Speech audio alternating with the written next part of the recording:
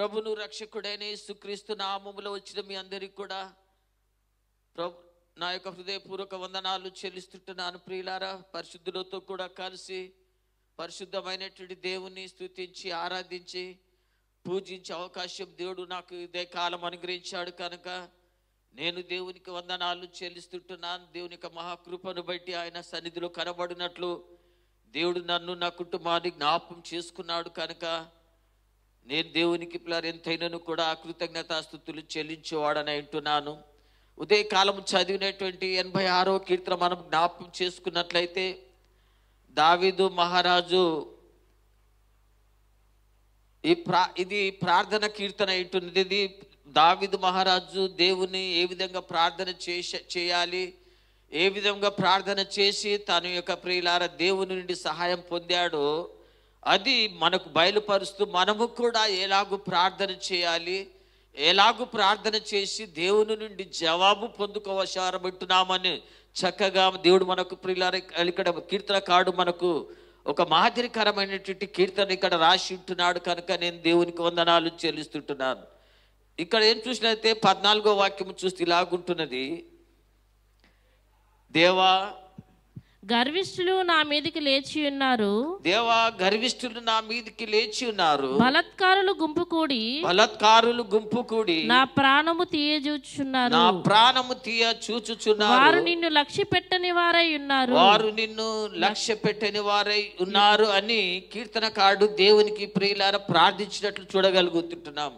ఇది ఏ పరిస్థితులలో రాయబడిందో మనకు తెలియదు, కానీ సౌలు చేత ప్రాణ భయము చేత పిల్లార సౌలు చేత తరమబడుచు ఈ కీర్తన రాశాడేమో తెలియదు. తన సొంత కుమారుడైనటువంటి అబ్షాలోము ద్వారా ప్రాణ భయము చేత ఈ కీర్తన రాసినాడేమో, కానీ ఈ సందర్భమును చూసినట్లయితే రెండు కూడా ఏదో ఒక సందర్భంను బట్టి కీర్తనకారుడు ప్రియులార ప్రాణ భయము చేత ఉండి దేవునికి పిల్లల ప్రార్థన చేస్తున్నట్లు మనం చూడగలుగుతుంటున్నాం. అపాయకరమైనటువంటి పరిస్థితిలో ఉండి ప్రాణ భయము చేత కృంగినటి స్థితిలో అతడు ప్రభువా నా దేవా నా ఎడల నీవు చూపిన దేవా గర్విష్ఠులు నా మీదకి లేచి ఉన్నారు, బలాత్కారుల గుంపు కూడి నా ప్రాణము తీయజూచుచున్నారు, వారు నిన్ను లక్ష్య పెట్టని వారై ఉన్నారని దేవునికి అతడు ప్రార్థన చేస్తున్నట్లు మనం చూడగలుగుతుంటున్నాము. కనుక అందుకొరకు మొదటి వాక్యం ఇలాగంటున్నాడు, తను ప్రార్థన చేస్తూ ఇలాగంటున్నాడు దేవుని సన్నిధిలోనికి వచ్చి, యెహోవా నేను దీనుడను దరిద్రుడను చెవియొగ్గి నాకు ఉత్తరమిమ్మని ప్రియులారా తను తాను దేవునికి చెవియొగ్గి దేవా నా దేవుడు తప్పక నా ప్రార్థనకు చెవియొగ్గుతాడు. మన ప్రార్థనలకు చెప్పక దేవుడు పిల్లారా వినేటువంటి ఆశ కలిగిన వాడుగా ఉంటున్నాడు. అంటే ఒక నిరీక్షణ చేత దావీదు భక్తుడు లేకుంటే కీర్తనకారుడు పిల్లారా దేవునిని ప్రార్థన చేసిన చూడగలుగుతున్నావు. దేవా చెవియొగ్గి నాకు ఉత్తరం ఇమ్ము. రెండో వాక్యము చూస్తే నేను నీ భక్తుడను నా ప్రాణము కాపాడము. ఆయన పిల్లారా నేను నీ భక్తుడను కనుక నా ప్రాణమును కాపాడు. నేను నీ బిడ్డనైంటున్నాను, నీ రక్తం చేత కడగబడిన వాడనైంటున్నాను, నీ భక్తుడనైంటున్నాను, నీ బిడ్డనైంటున్నాను కనుక నా ప్రాణమును కాపాడు. ఈ నిరీక్షణతో మనము పిల్లలు దేవుని ప్రార్థించేవారమైంటున్నాం. నాయన నేను నీ బిడ్డనైంటున్నాను, నీ రక్తం ద్వారా కొనబడినటువంటి బిడ్డనైంటున్నాను. నాయన నా ప్రార్థనకు చెవియొగ్గుము. నేను నీ భక్తుడను కనుక నా దేవా నా ప్రార్థనకు నీవు నా తండ్రి సమాధానం ఇవ్వు, లేకుంటే నాయన నా ప్రార్థనకు జవాబిమ్మని తను దేవుని ప్రార్థించి చూడగలుగుతుంటున్నాం. మూడవ వాక్యము చూస్తే ఇలాగుంటున్నది, ప్రభువా దినమెల్లా నీకు మొరపెట్టుచున్నాను, దినమెల్లా కూడా నేను నీకు మొరపెట్టుచున్నాను, నన్ను కరుణింపుము. 16వ వాక్యము చూస్తే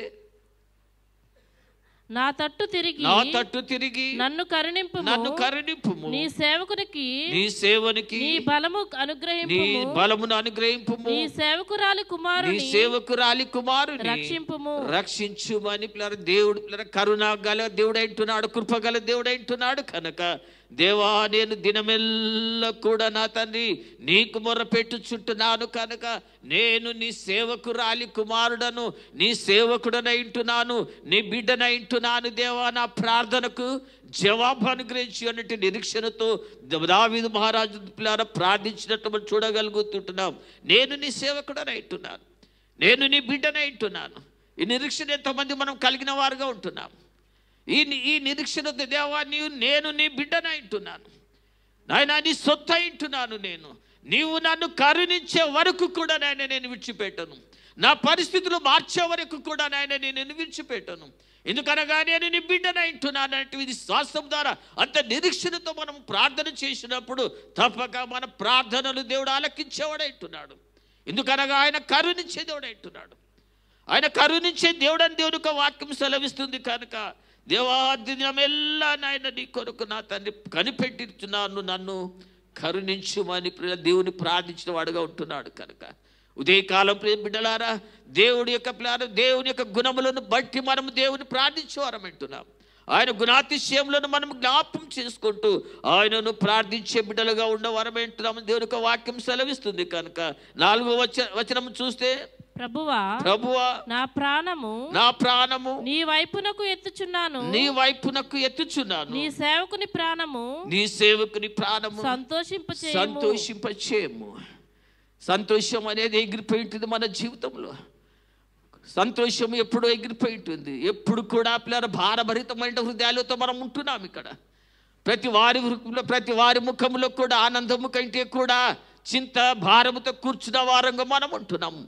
నిజంగా దేవుని మందిరంలోనికి వచ్చినప్పుడు, దేవుని సన్నిధిలోనికి మనం వచ్చినప్పుడు, నిజంగా నిరీక్షణతో మనం దేవుని సన్నిధిలో మనం కూర్చున్నప్పుడు, నిరీక్షణతో మనము దేవుని ప్రార్థన చేసినప్పుడు దేవుడు తన సన్నిధి చేత మనల్ని నింపి, తన ఆత్మ చేత నింపి, తన వాక్కు చేత నింపి మనలను తన సన్నిధిలో ఆనందింపచేసే దేవుడు అంటున్నాడు. ఆయన సన్నిధిలో మనల్ని ఉజ్జీవింపచేసే దేవుడు అంటున్నాడు. కనుక అందుకొరికి అంటున్నాడు భక్తుడు అంటున్నాడు, నా ప్రభువా నా ప్రాణము నీ వైపునకు ఎత్తుచున్నాను, నీ సేవకుని ప్రాణమును సంతోషింపచేయము దేవా. నిజంగా ప్రియులారా, దేవునికి సన్నిధిలో మనకు సంపూర్ణమైనటువంటి సంతోషం ఉంటున్నది, సమాధానం ఉంటున్నది, నెమ్మది ఉంటుందని మర్చిపోయి మనము దీన మనస్సుతో లేకపోతే కృంగిన స్థితిలో మనం నిరాశలోనికి వెళ్ళిపోతున్నాము. కానీ ధైర్యము తెచ్చుకోవాలి. నా దేవుడు నాకు సంతోషం అనుగ్రహించేవాడు అంటున్నాడు, సమాధానం అనుగ్రహించే దేవుడు అంటున్నాడు, నెమ్మది అనుగ్రహించే దేవుడు అనేటువంటి విశ్వాసం ద్వారా దావీదు మహారాజు అటువంటి పరిస్థితిలో ఉండి కూడా దేవుని సన్నిధిలో ఆనందించిన వాడు అంటున్నాడు. కనుక మన జీవితంలో కూడా ప్రియులారా ఇలాంటి ఆశను మనము కలిగిన వారుగా ఉండాలని దేవుని యొక్క వాక్యాన్ని బట్టి నేను సెలవిస్తుంటున్నాను. కనుక అందుకొరికే దేవుని యొక్క వాక్యం ఇలాగూ సెలవిస్తున్నది. 11వ వాక్యం చూస్తే ఇలాగుంటుంది, యెహోవా నేను నీ సత్యమును అనుసరించి నడుచుకొనున్నట్లు నీ మార్గమును నాకు బోధించుము. నీ నామమునకు భయపడునట్లు నా హృదయమునకు ఏకదృష్టి కలుగ చేయము. చూడండి ప్రియులారా, దేవా యెహోవా నీ సత్యమును అనుసరించి నడుచుకున్నట్లు నీ మార్గములు నాకు బోధించుము. నాయన నీ సత్యములో నీ మార్గములో నాయన నడిచేటట్టు విధముగా నాయన నీ మార్గములు నాకు బోధించుము, నీ మార్గములు నాకు చూపించుము. ఎందుకనగా నీ యొక్క వాక్యము నా పాదములకు దీపమైంటున్నది. అది నేను తప్పిపోకుండా, మార్గము విడిచిపోకుండా నాయన నీ వెలుగులో నడిచేటువంటి విధంగా నీ వాక్యము నాకు బోధించుము. నీ వాక్యము నాయన నాకు త్రోవ చూపిస్తుంది. చీకటిలో నా తండ్రి అది నాకు వెలుగుకరంగా ఉంటున్నది. అయా ఇరుకులో నాకు తండ్రి విశాలత కలిగించేటువంటి నీ మార్గము నాకు బోధించని మనము దేవుని సన్నిధిలో ప్రార్థించినప్పుడు, మనము దేవుని సన్నిధిలో వినయముతో మనం ప్రార్థన చేసినప్పుడు ఆయన నీకు చక్కని ఆలోచన అనుగ్రహించి నీకు ముయ్యబడినటువంటి దారములు తెచ్చే దేవుడు అంటున్నాడు. నీకు ఇరుకుగాను అడ్డంకుగా ఉన్నటువంటి మార్గములను సరళము చేసే దేవుడు అంటున్నాడు. ఎప్పుడనగా మన జీవితంలో దేవా నీ మార్గములు నాకు బోధించుము నాయన, నీ మార్గములు నాకు బోధించాను. మనలో మనము సంపూర్ణంగా దేవుని మీద ఆధారపడి నా దేవుడు తప్పక నా యొక్క పరిస్థితులు మార్చే దేవుడు అంటున్నాడు, నా పరిస్థితులు మార్చే దేవుడు అంటున్నాడని నమ్మకంతో మనం ప్రార్థన చేసినప్పుడు తప్పక మన ప్రార్థనలు ఆయన ఆలకించే దేవుడు అంటున్నాడు. ద్విమనస్సు మనం కలిగిన వారుగా ఉంటున్నాము కనుక, 2 మనసులతో మనం ఉంటున్నాము కనుక మన ప్రార్థనలో మనం సఫలము కాకుండా ఉంటున్నాము. రెండు స్వభావములు కలిగిన వారుగా ఉంటున్నాం, రెండు మనస్సులు కలిగిన వారుగా ఉండి మనం ప్రార్థిస్తున్నాము కనుక మన ప్రార్థనలు సఫలము కాకుండా ఉంటున్నామని దేవుని యొక్క వాక్యము సెలవిస్తుంది ప్రియులారా. ద్విమనస్కుల యొక్క ఇద్దరు యజమానులకు ఎవరు కూడా దాసుడు, ఒక దాసుడు ఇద్దరికి కూడా సమానముగా తను పనులు చేయలేడు. ఇద్దరు దాసులను కూడా అతడు సంతోషపెట్టలేడు, ఇద్దరు యజమానులను ఒక దాసుడు సంతోషపెట్టలేడు. అయితే మనము ద్విమనస్కులుగా ఉండి మనము ఒకసారి భక్తిగాను ఇంకొకసారి శారీరక రీతిగా ఉండి మనలో ప్రవర్తించినప్పుడు ఎలాగూ మన ప్రార్థనలు దేవుడు ఆలకిస్తాడు. అందుకొనికి అంటున్నాడు, ఏక మనస్సు నాకు అనుగ్రహించము, ఏక దృష్టి నాకు అనుగ్రహించము, ఏకనైన మనస్సు నాకు అనుగ్రహించము అని మనము ప్రార్థన చేసినప్పుడు ద్విమనస్సును మనము తీసివేసి దేవుని మీద మనం ఆనుకున్నట్లయితే మన ప్రార్థనలను ఆలకించేవాడుగా ఉంటున్నాడని దేవుని యొక్క వాక్యమును సెలవిస్తుంది కనుక ప్రియులారా. 13వ వాక్యము చూస్తే ఇలాగుంటున్నది, ప్రభువా ప్రభువా నా దేవా నా దేవా నా ఎడల నీవు చూపిన కృప అధికమైనది అధికమైనది, పాతాళపు అగాధము నుండి నా ప్రాణమును నీవు తప్పించి ఉన్నావు. పాతాళపు యొక్క అగాధముల నుండి నాయన నా ప్రాణమును నీవు తప్పించి ఉంటున్నావు. పాతాళం అనగా ప్రియులారా, ఇది ఇప్పటికి సందర్భం మనం చూసినప్పుడు ఇది నరకము కాదు. ఇది నేను చెప్పేది ద్వారా ఇక్కడ మనం ఇది ఒక ఉపమాన అలంకారంగా రాయబడినటువంటి వచనమైంటుంది కనుక పాతాళం అనగా ఇది నరకమునికి చూపెడతలేదు. కానీ ఎప్పుడైతే మనము దేవునిని విడిచిపెట్టి దేవుని మార్గమును విడిచిపెట్టి మనం ఇష్టానుసారంగా పోయినప్పుడు పిల్లారా అది మరణము యొక్క అంచులోనికి మనం వెళ్ళిపోతాం. దేవుని సహవాసాన్ని విడిచిపెట్టి దేవుని మందిరాన్ని విడిచిపెట్టి మనం మార్గము తప్పినట్లయితే విడిచిపెట్టి మనం వెళ్ళినప్పుడు మనకు ప్రియులారా అదేమైతుందంటే అది పాతాళం యొక్క అగాధం అని దేవుని యొక్క వాక్యం సెలవిస్తున్నది. దీనికి మంచి సాదృశ్యం ఏమైతుందంటే యోనాను మనము జ్ఞాపకం చేసుకున్నప్పుడు యోనా ఎక్కడి నుంచి ఎక్కడికి వెళ్ళిపోతున్నాడు. యోనా దేవుని సన్నిధిలో నుండి ఎక్కడికి వెళ్తున్నామా, ఎక్కడి నుంచి దేవుని సన్నిధిలో నుండి యోనా తర్షీషునకు వెళ్ళిపోతున్నాడు ప్రియులారా. అప్పుడు యోనాను మరణం వెంటాడింది. మరణపు యొక్క అంచులోనికి అతడు వెళ్ళినట్లు మనం చూడగలుగుతుంటున్నాం. దేవునికి వ్యతిరేకంగాను దేవునికి ఆలోచనకు వ్యతిరేకంగా మనం ప్రయాణం చేసినప్పుడు ఆయన ఆలోచనకు వ్యతిరేకంగా మనం లేకుండా మనం ఉన్నప్పుడు ప్రియులారా నిన్ను దేవుడు మరణపు యొక్క అంచుల దగ్గర తీసుకొని వెళ్తాడు, మరణంలోనికి నిన్ను తీసుకొని వెళ్తాడు. ఓ యోనాను అక్కడికి తీసుకొని వెళ్ళి సముద్రపు యొక్క అగాధంలోనికి యోనాను తీసుకొని వెళ్ళేవాడు అంటున్నాడు. సముద్రపు అగాధంలో నుండి యోనా ప్రార్థన చేస్తుంటున్నాడు. మన జీవితంలో కూడా ఒక్కొక్కసారి అనుభవాలు మనం ఉంటున్నాం. అయ్యా ఇంతటి సమస్య నేను ఎలాగ ఎదుర్కోగలుగుతాను, నా కుటుంబము, నా శరీరము, నా కుటుంబ పరిస్థితి, నా ఆత్మీయ పరిస్థితి ఇంతగా దిగజారిపోయి తిరిగి నేను లేవలేమో అనుకునేటువంటి పరిస్థితిలో ప్రియులారా అగాధములో నుండి యోనా ప్రార్థన చేసినప్పుడు ఆ పాతాళములో నుండి దేవుని ప్రార్థన చేసినప్పుడు చూడండి 30వ కీర్తన కూడా 30వ కీర్తన 3వ వాక్యంలో కూడా అక్కడ కూడా కనబడుతున్న ఒక వాక్యము మృతులు నాయన ఒకసారి చదవండి. యెహోవా పాతాళములో నుండి నా ప్రాణమును లేవదీసితివి. నేను గోతిలోనికి ఒకవేళ గోతిలోనికి దిగకుండా నీవు నన్ను బ్రతికించితివి. ఎవరు మృతులు? అమ్మా మృతులు అనగా ఎవరు? చనిపోయిన వారు. ఎవరు? స్తుతించని వారు, దేవుని స్తుతించని వారు పిల్లారా. ఎవరు స్తుతించలేక ఉంటారు? చనిపోయిన వారు. బతుకున్నామని పేరు మనకుంటున్నది, జీవిస్తున్నామని పేరు మనకు. ఎంతవరకు మనం దేవుని స్తుతిస్తుంటున్నాం? ఎంతవరకు నిత్యము మన నోటిలో దేవునికి స్తుతులు ఉంటున్నావా? నిత్యమైన కీర్తి మనము నిత్యమైన కీర్తిని మనం పొగడగలుగుతుంటున్నామా? ఎప్పుడు స్తోత్రములు స్తుతులు మన నోటిలో నింపుకొని మనం ఉంటున్నామా? లేకపోతే మనం మృతులమై ఉంటున్నాం. మనం మృతులు ఎలాగూ కూడా స్తుతించలేరు, మృతులు పాతాళములోనే ఉంటారు కనుక. అయితే దేవుడు అంటున్నాడు ఉదయకాలము మనం సజీవులో ఉన్నాము కనుక మృతుడు కాదు ఆయన సజీవులే కదా నిన్ను స్తుతించేవారు అంటున్నారు. దేవుని సజీవులే కదా దేవుని ఆరాధించేవారు అంటున్నారు. సజీవులే కాదా దేవుని యొక్క మహిమను కీర్తించి లోకం చాటించేవారంటున్నారు.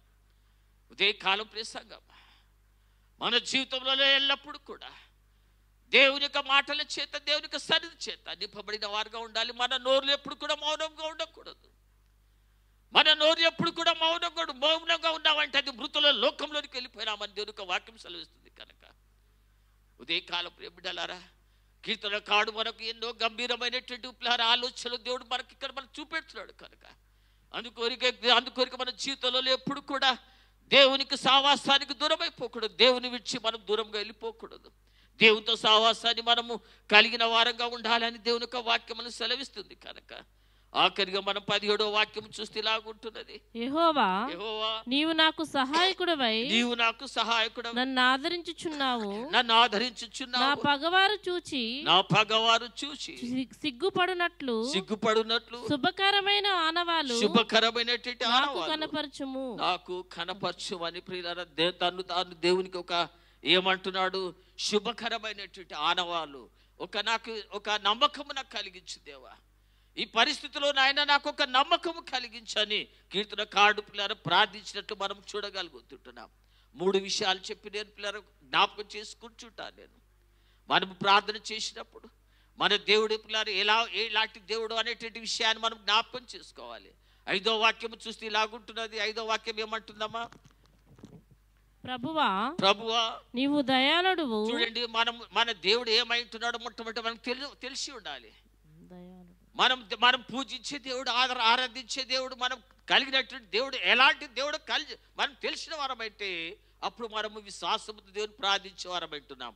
అప్పుడు అంటున్నాడు, ఏమంటున్నాడు? ప్రభువా, నీవు దయాళుడవు, క్షమించుటకు సిద్ధమైన మనసు గలవాడు, మనసు కలిగిన వాడు, నీకు మొర్రపెట్టు వారందరి ఎడల కూడా కృపాతిశయము గలవాడవు, కలిగినటువంటి దేవుడు. మన బుర్ర పెట్టే ప్రతి వార్యడులకు కూడా కృపాతిశయములను కనపరిచే దేవుడు మన దేవుడు అంటున్నాడు. మన దేవుడు ప్రియులారా దయాళుడు అంటున్నాడు. క్షమించేటువంటి మనస్సు కలిగిన వాడు అంటున్నాడు. మన దేవుడు కఠినాత్ముడు కాడు. మన దేవుడు చూడనట్లు విడిచిపెట్టే దేవుడు కాడు. కానీ నా దేవుడు ప్రియులారా, ప్రభువా, నీవు దయాళుడవు, క్షమించుటకు సిద్ధమైనటువంటి మనస్సు కలిగినటువంటి వాడవని దేవుని యొక్క వాక్యం సెలవిస్తున్నది. 2వ విషయం చూస్తే ప్రియులారా, 9వ వాక్యం ఉంటున్నది. 8-9 చదవమ్మా. 8-9 చదువు. ప్రభువా, నీవు మహత్యము గలవాడవు, మహత్యము కలిగిన వాడవు, ఆశ్చర్య కార్యములు చేయవాడవు, నీవే అద్వితీయ దేవుడవు. ప్రభువా, దేవతలలో నీ వంటి వాడు లేడు. నీ వంటి వారు లేరు ప్రభువా. దేవతల్లో నీ వంటి వారు లేరు. కనుక నీ కార్యములకు సాటి అయిన కార్యములు లేవు అని ప్రియులారా దేవుని యొక్క గుణాతిశయాలను మనం చూడగలుగుతుంటున్నాము. కనుక దేవా, నీవు అద్భుతమైన దేవుడు.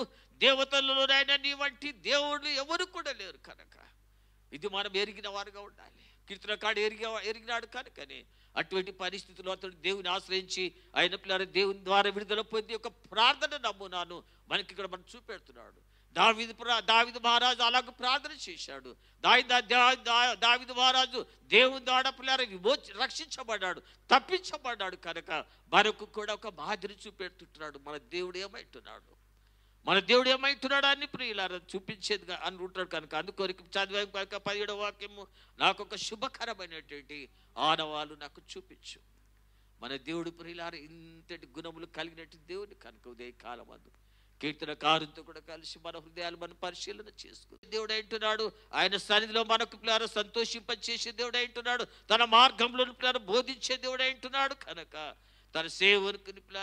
తన సేవకుని యొక్క శుభకరమైన ఆనవాళ్ళు కూడా చూపించే దేవుడు అంటున్నాడు. కనుక ఇన్ని లక్షణములతో ఉన్న దేవుని మనము ప్రార్థించి మన యొక్క సహాయము పొందేవారం అంటున్నాము.